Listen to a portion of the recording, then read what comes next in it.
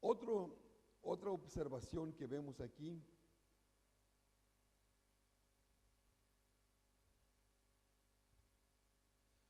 que para pagar este tributo,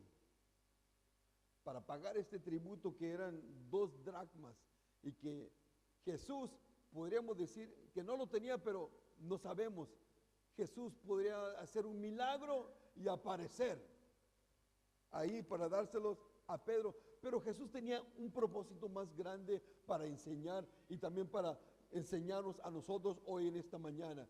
Así que Jesús hizo un milagro tan poderoso, porque para este milagro una moneda tendría que perderse para realizar este milagro. Una moneda tendría que perderse.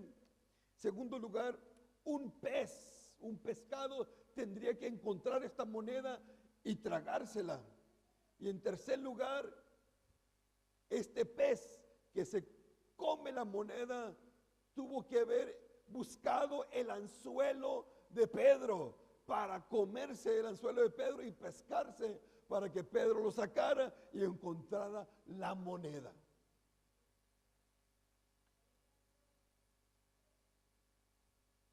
¿Habrá algo tan difícil para Dios? ¿Habrá algo tan difícil para el Señor que Él no pueda hacer?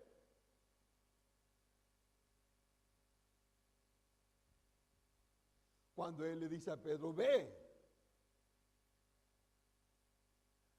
al mar y echa el anzuelo, y el primer pez que agarres, el primero que agarres, ahí ábrele la boca y encontrarás una moneda, un estatero.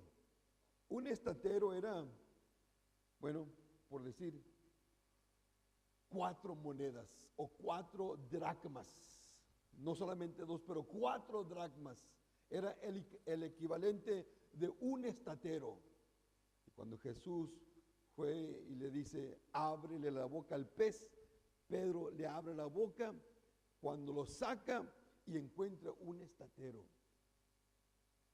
que era lo que equivalía a 4 dracmas. ¿Por qué 4 y no 2? Porque Jesús no solamente estaba pagando por el tributo de Él o los impuestos de Él, pero también estaba pagando por los impuestos de Pedro.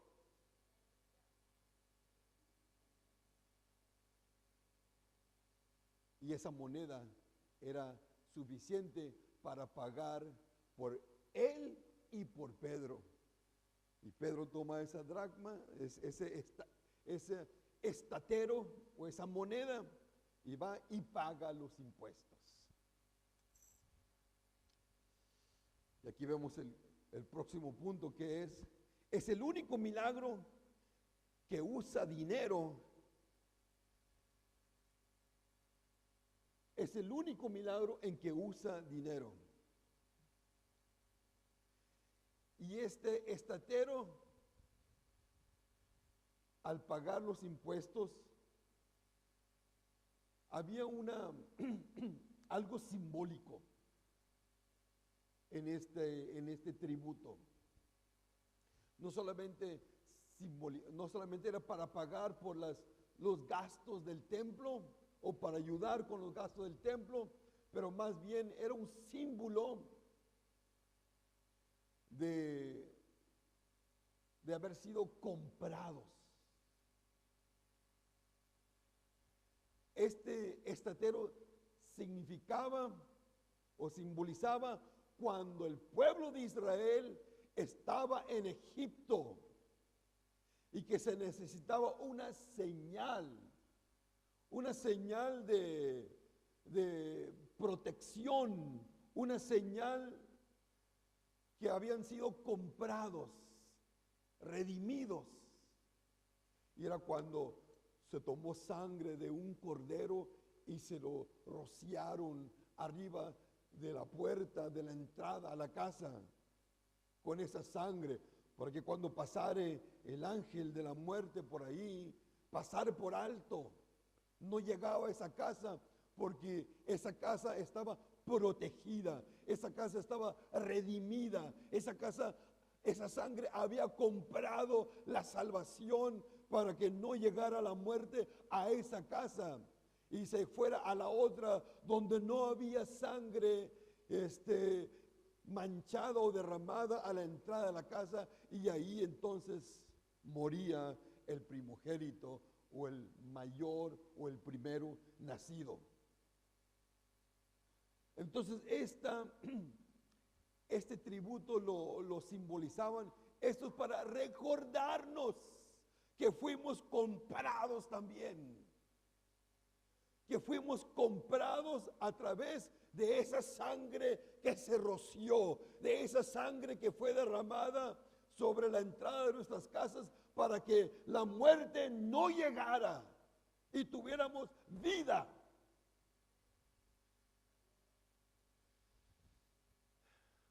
Pedro repite toma este simbolismo, toma este ejemplo, y cuando él escribe en la carta de él, que es en Primera de Pedro, vaya conmigo ahí, en Primera de Pedro, en el capítulo 1, mira lo que dice el apóstol Pedro. Creo que él se acuerda de ese momento cuando Cristo pagó por él a través de esa moneda, a través de ese estatero.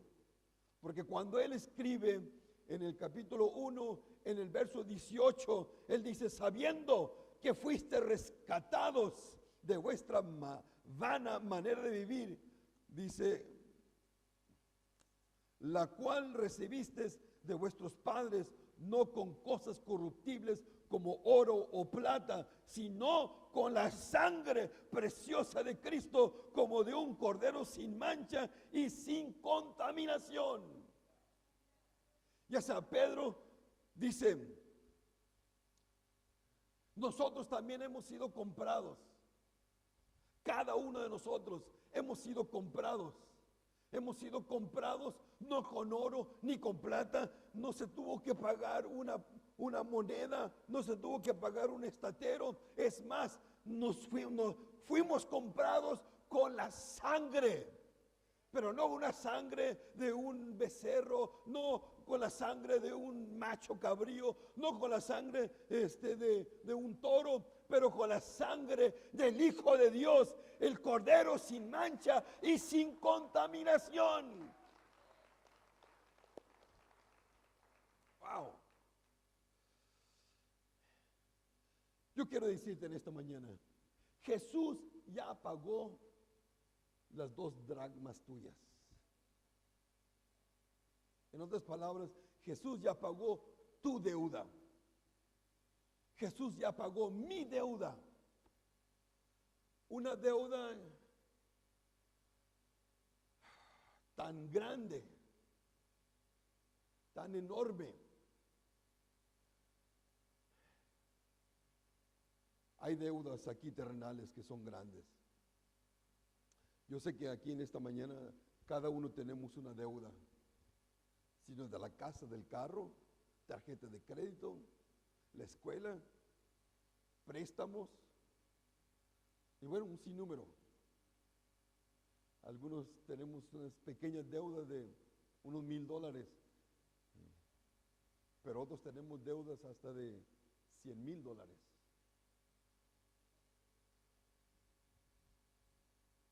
Pero sabe que todas esas deudas terrenales no se pueden comparar con la deuda espiritual que nosotros debíamos.